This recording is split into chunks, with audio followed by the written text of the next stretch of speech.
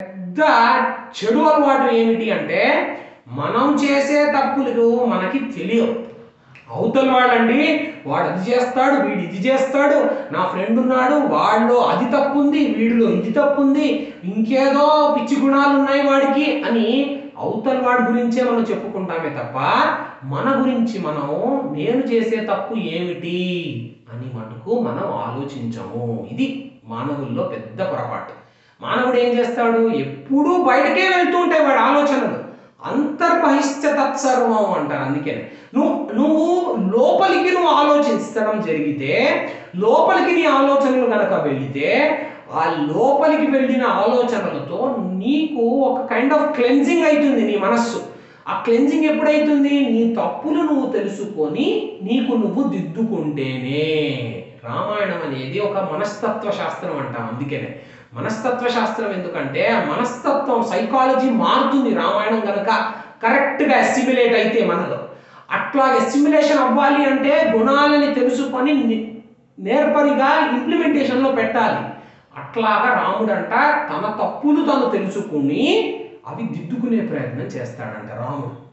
అట్లాగా రాముడి ఎన్నో గుణాలు ఇంకా వివరిస్తూ ఉంటారు. అట్లా వివరిస్తూ ఉన్నప్పుడు ఈ దశరథ మహారాజు మనస్సులో ఇట్లాంటి ఆలోచనలు వస్తున్నాయి. ఏమిటి ఆలోచన అంటే, ఈ శ్రీరాముని నేను ఎప్పుడు పట్టాభిషిక్తుడిగా చూస్తానయా, యువరాజుగా ఎప్పుడు చూస్తాను అని దశరథ మహారాజు అట్లా ఆలోచిస్తూ ఉన్నాడు. ఆ రామలక్ష్మణులేమో అయోధ్యలో దశరథ మహారాజుకి సేవిస్తూ, భరత శత్రుఘ్నులేమో మేనమామ గారింట్లో ఉండడం. ఈ ఘట్టం దగ్గర మనం ఇవాళ రోజు సెలవు తీసుకుందాం.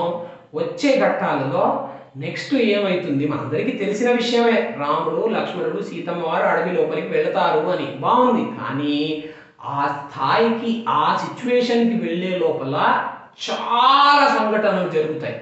ఒకళ్ళతో మాట్లాడుకోవడాలు, ఏం మాట్లాడుకున్నారు, ఎవరు ఎట్లా రియాక్ట్ అయ్యారు కొన్ని డెసిషన్స్కి, ఆ రియాక్షన్ మంచా చెడా, ఆ రియాక్షన్ యొక్క రిపర్కషన్స్ ఏమిటి, కాన్సిక్వెన్సెస్ ఏమున్నాయి, ఈ సిచ్యువేషన్లో ఇట్లానే ఎందుకు చేశారు, ఇంకో వేరేలాగా ఎందుకు చేయలేదు అని ఈ విషయాలన్నీ మనం నెక్స్ట్ వచ్చే సెషన్స్లో చెప్పుకుందాం. అప్పటిదాకా సెలవు తీసుకుందాం. రామనామం చెప్పుతూ జీవితం ముందుకు తీసుకెళ్ళిపోతూ ఉందాం. స్వస్తి ప్రజాభ్య పరిపాలయంతాం న్యాయేన మార్గేణ మహిం మహిషాం గో బ్రాహ్మణేభ్య శుభమస్తు నిత్యం లోకా సమస్తా సుఖినో భవంతు.